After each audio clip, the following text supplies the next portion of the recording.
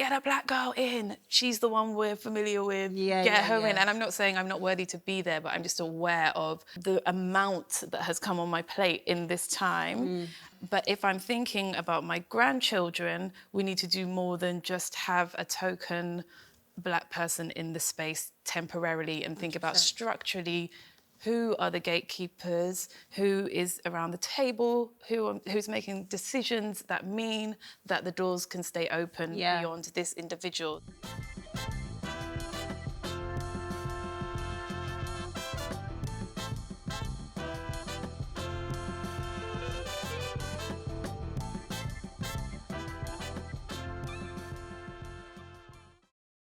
Hi guys, how are you? Good, thank you. Good. You guys want to introduce yourselves and tell the lovely people who you are? My name's Ayanna Witter-Johnson. I am a cellist, singer, songwriter, composer, and pianist. Wow, that's a lot. It is. I'm going to get back to that. As you said that, I was about to go, so how does this work? Is it all the same thing? Like, you know, what I will say is that when I was younger, my mum really wanted me to play the piano, and it's something that I made. Do I regret? I didn't have the patience. Any musicians that I meet that play instruments, I think you guys have a lot of patience. It's never too late, man. That's right. My grandma started at 60. Seriously? Yeah. I'm not patient. Like, she used to make me sit there and she'd like make me go over and over again.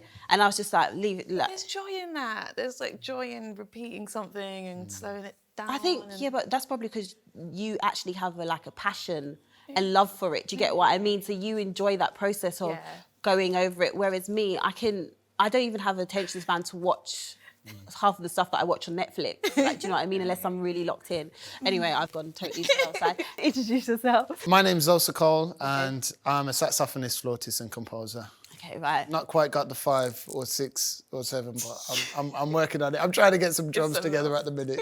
Yeah. I was saying to you earlier, I'm loving the jacket. Thank you. The jacket it's cold. Well, I was doing a performance of the music of Lester Young yesterday, and he was always the hippest, coolest, you know, the guy from like 50s, tenor saxophone player, and he used to wear these zoot suits. So I was trying to do my method acting version of performing, basically. Since we're on style, as a musician, is that important to you? Does that play a part in styling? I generally think music first, but I am aware that how you present yourself can change the way the audience receive you. Right, okay. So for me, as long as how I look enhances my music and what I'm singing about, and I tend to be focused on culture and heritage, I feel like my look kind of amplifies. I've got my Africa earrings in today, which I normally wear, but I feel like my look just has to be in alignment with my music. Right. I think it's an interesting one, and there's lots to unpick when it comes to like our fashion senses. And when we think about black fashion throughout the ages, there's a lot of kind of clear things that we can see if we, go under the surface a bit. So the whole thing of wearing suits for guys is like a really interesting thing, because is it assimilating and trying to fit into, is it a survival thing? So a lot of our, parents and grandparents in the UK, Caribbean folks coming over, there was a necessity to dress in the most prim and proper. And looking back, it's like, man, those guys are way more stylish than we could be. Yeah. But at the same time, it's like, man, that was survival, and so in some ways, wearing it is like, why exactly am I going to wear it? But for me, it's an assimilation of holding ourselves and always, thinking of ourselves and presenting ourselves in the highest esteem as we can, basically. I think there's something about the subtleties of the message that we encode in the things that we wear, so like the earrings, but also understanding that blackness is such a wide thing. We're so often presented as this thing that is a very narrow and shallow kind of perspective on who we are. So for me, it's breaking those conceptions of what it is to be specifically for me, a black man. Right, yeah. The black men wear nail varnish. The black men, wear T-shirts that express their sexualities. And if people get to know me and my music first, there's a level of respect there. And then if after that, I can break down some of their preconceptions by the things that I wear, then it's like a win-win, so. No, that was a good answer. It was beautiful. It was very good, and, it reminded me of the fact of just being yourself in the space. So there've been plenty of times when people have suggested, oh, would you do your hair like this, or would you do your hair like that? I'm like, no, I'll do my hair how it grows out of my head. Right, yeah. And I'll just be me in the space. Yeah. And I think depending on what space you find yourself in, even that is a challenge to people's perceptions. So I want to get onto some of the amazing things that you guys have done. Ayanna, you won the amateur night at the legendary Apollo in Harlem. Wait, so tell me, can you just talk me through this? Going on. How did it even happen? What's happening? How? Okay, so I lived in Harlem for 2 years. Right, okay. I was studying at the Manhattan School of Music, doing a master's in composition. Oh, wow. Yeah, so I was living there, and Pete Edwards, who's a wonderful jazz pianist, he was in my band in the early days. Right. He came over to Harlem with his family, like he was in New York. And we went on a walk, and that weekend they were hosting the auditions, and he said, go get your cello, go and, audition. I was like, no, Pete, this isn't happening. And actually the next day I just felt this real urge to do it, and I turned up at like 7 a.m. and queued, got into the audition, ended up winning all 4 rounds of the competition over the course of a year. Wow. And being like the only non-American, partly because I shouldn't have entered because I wasn't American, but like to win this competition. So that was pretty epic for me, and was really the beginning of really realizing that I'm a performer as much as a composer, and that I do need to record what's happening with my voice and my cello and take it back home. Okay, you have to be honest. Was you ever worried about getting booed? Yeah. And I got booed. Tactical booing, babe. Wow. Yes. Oh, so that the other supporters will boo you. I got booed. I had to just keep singing. Wow, they do it different out there. Yeah, the executioner's waiting in the wings like, I'm in gonna England, get they'll clap you if they're bad. You know what I mean? Or you just look at them. I feel like, do you know what, let's be honest. You see, like, really, I feel like black people are like one of the hardest crowds. Because we were just, no. If it's going well, it's going very well. Yeah. But this is one of the things that we don't, I've been speaking about this a lot, which is like, if our audiences aren't holding us accountable to our art, then what, it's like, if we're going to clap and celebrate things that, mediocrity, then it's like, it's true. Do you know what I mean? It's not going to allow things to move forward. Yeah. And it's because it's because in this country we're so polite. We try to placate every situation, and it permeates into the race thing. And this is why we struggle with these conversations. It's why we struggle about conversations that are to do with money, because if we start unpicking that, it's like, you know what I mean? So tell me what it was like also working with Akala, because it's 2 different worlds. What kind? I feel like Akala he's very versatile. I feel like Akala can fit into any world, to be honest with you. He can. Yeah. But I guess the thread that I've had, and that's going back to the beginning with Saturday School, is always being aware of my culture. And the song I sang at the Apollo was a song I'd written out of a speech that Sojourner Truth gave in 1851 called Ain't I a Woman? And so I've always brought that sense of history with me, and that's something that he does so well. He understands his culture, his history, world history really. Black history is world history. And he's got a great depth and is able to articulate those ideas, those stories, and our culture. So working with him, sorry, Ingrid, getting to the question. Working with him was very inspiring. Right, yeah. I'd written the song Rise Up, and he turned up at the Jazz Cafe gig where I'd performed it. He jumped on stage and just gave us this verse that was just unbelievable, and I was lucky enough to be able to get him to record it in the studio and just kind of capture that message. And Xhosa, you was the winner of the 2018 BBC Young Jazz Musician. What was that like? It was a funny one, man, because and I was just thinking when you were saying about the Apollo and how these things kind of line up, that seems to be the way. And the other thing that seems to be consistent is that we generally don't rate ourselves highly enough to even enter these spaces a lot of the time. You know what I mean? It's not even a case, it's nothing to do with a case of talent. It's to do with a case of like, oh no, that space is not for me. So for example, the BBC Young Jazz, this was I was in the 3rd year it ran. And so there would have been about 15 contestants. Right. None of which were, people of colour.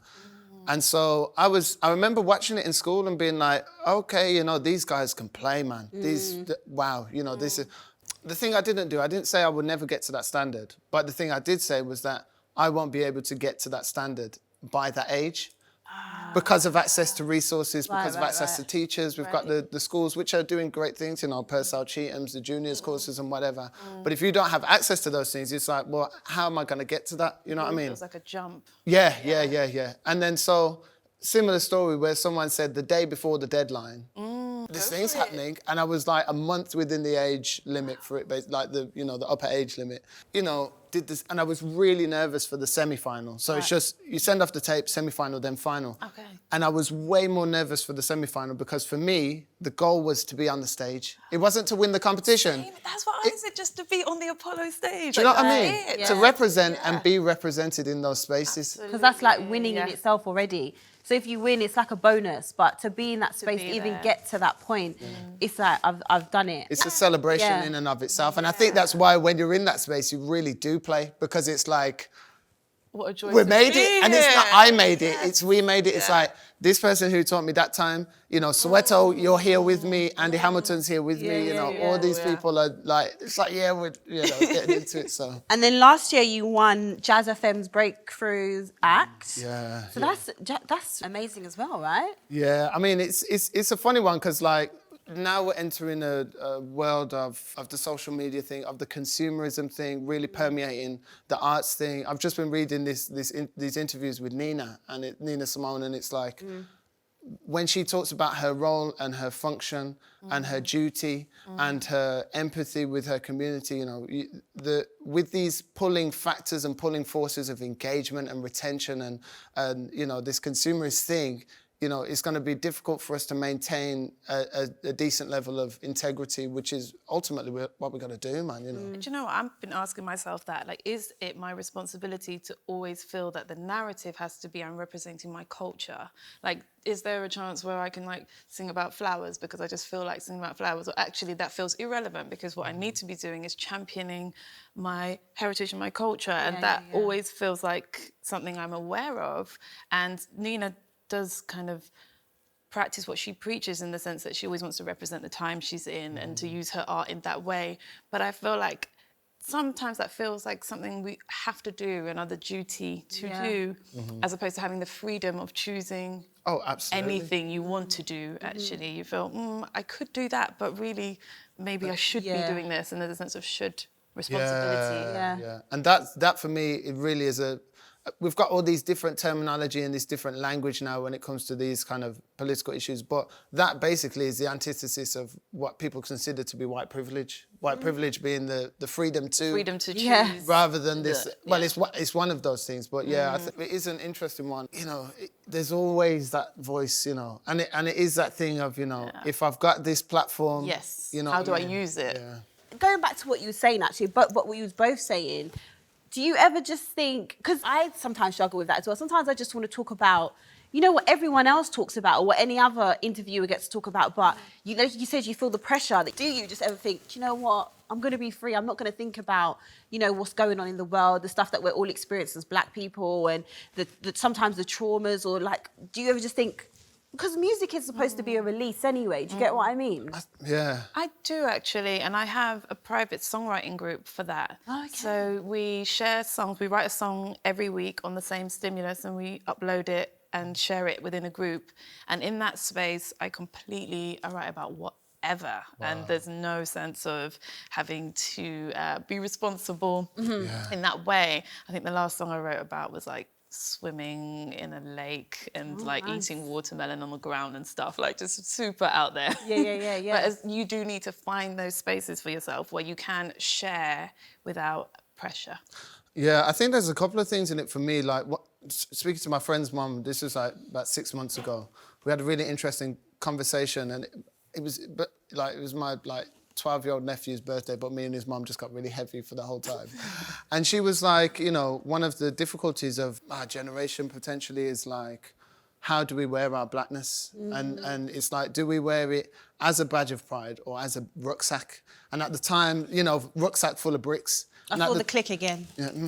That was poetic. At the time, I had this coat that I'd written BLiM on the back of it. I was like, yeah, man, But then I've since unpicked it, because I've found that putting it on is like putting that rucksack on. It's not a badge of pride. And I think we have to be conscious about the decisions that we make and also the things that inform those decisions. So, like, one of the things for me is, maybe it's because I'm in the jazz world or whatever, but I'm always gaslit or pushed into conversations about race, and it's meant that I've never having the freedom to express things about like being part of the LGBT community, you know what I mean? And our different things are, blackness and queerness is a difficult combination to think about at the best of times, but when people are pushing you into one conversation, and you do owe a duty to all other forms of yourself and your personality and your identity, but if you're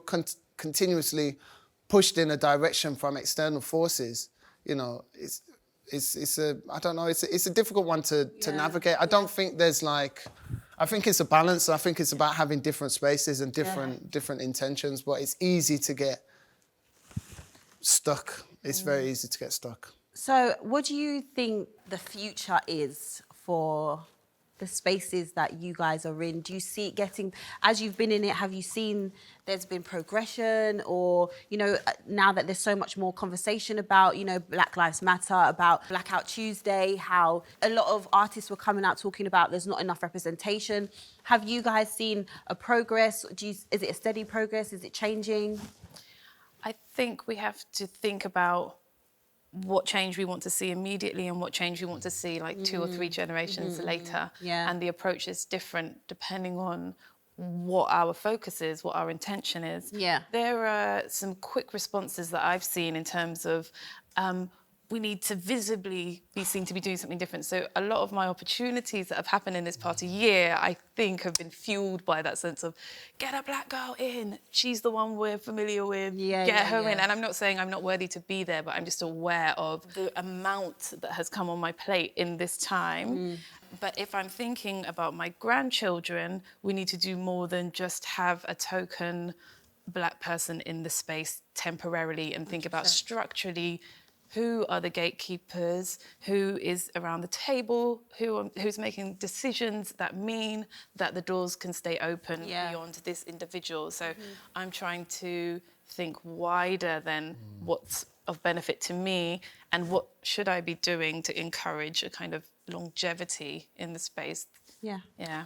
Yeah, I think definitely 100% agree with that. It's to do with different approaches and there not being a perfect approach. Learning from, the greats that have come before us and have made giant leaps and understanding that they've come from a place of singularity of vision, but flexibility in terms of approach. So Malcolm X, you see the different stages of his life and the different perspectives he's looking at the same thing from, and his sincerity when it comes to approaching it. I think in the current climate of basically our concentration span in all of its kind of manifestations, we're very quick to hashtag and we're very quick to like and we're very quick to share, but to stick with things and continue things and to see things through with that kind of integrity that was within all of the amazing people that have actually brought about real change is that's what we need to be aiming for. For me, I've been fortunate to see places that have committed to change, and it's there's short term and there's long term, and it's a trust thing. If you can have an open conversation with someone who's put some effort in.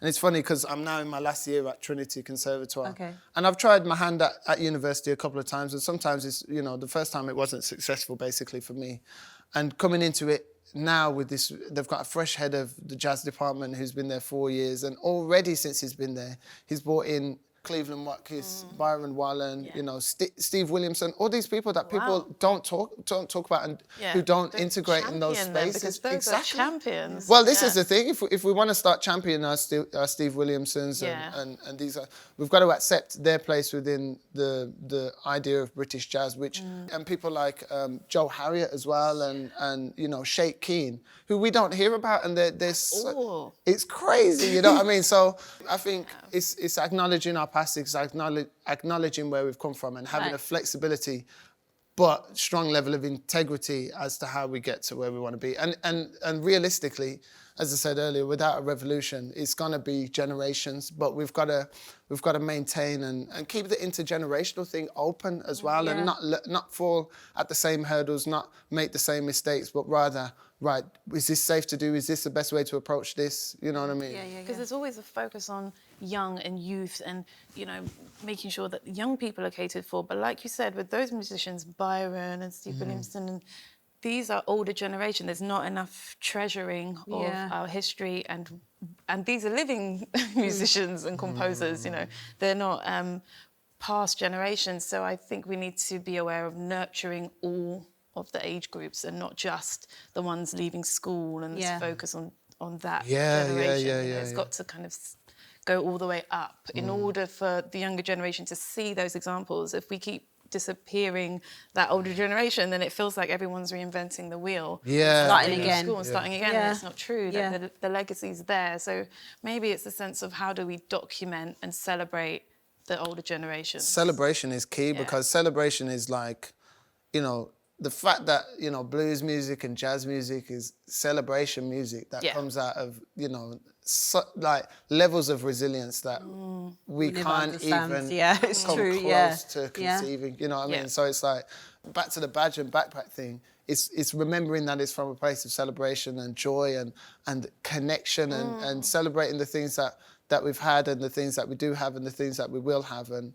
putting that at the front rather than it being kind of always the narrative. We have to get pushed into the narrative of, you know, what's wrong, how do we fix it, what are you going to do, what am I going to do, blah, blah, blah, whatever. But sometimes the best approach is to say, look at this great music, man. You know what I mean? Celebrate black joy. Yes, exactly. To embrace that. Yes. And the breadth of black joy as well, you know, yeah. And I think that is a perfect way to end our chat. Thank you. I really enjoyed that chat. It was really nice. I love talking to people. I just love it. And then gems you guys are dropping. So what have you got coming up next? Tell the people where they can find you, all that good stuff. Go on. Well, I'm on all the usual socials. Cool. Ayanna WJ. Okay. I am composing for the London Symphony Orchestra at the moment. Okay. And well, it depends on when this is airing, but I've done a very special collaboration with Nitin Sawhney for his album Immigrants, which has just dropped. So look out for that. Sick. Amazing. I should have gone first. So I'm at home practicing, you know, getting my script. I've got a couple of things coming up. It's just in mastering stages now, but we're releasing an album which kind of celebrates the legacy of the jazz canon called Know Them, Know Us, which is kind of an expansion on Dizzy Gillespie's quote about Louis Armstrong, know him, know me. And we're featuring Soweto on that one. Soweto Kinch and Ruben James is playing. Yeah. And then the other project is Ibeji, which is twinship in Yoruba. And it's a collection of, will be a collection of 7 duets with different percussionists from the diaspora, learning from them, mentoring sessions, playing together, and then we'll record it. The time frame is a bit flexible, but we're going to get that one in the can, hopefully by the end of this year. So. And where can the people find you? Oh, at XHOSA, Xhosa Cole on Facebook and Instagram. Wicked. No Twitter? And in Handsworth, just come hang. Let's have some samosas. Well, guys, thank you so much. I mean, I was going to high five, but it's all this everything going on, elbow stuff, and do like this thing. And I used to do double, double thing. As it stands, there is zero data documenting the experience of black musicians and black professionals within the UK music industry. With this survey and your responses, we will be able to put together a case to help push for the changes that we need to make happen. Complete our survey at blim.org.uk/change.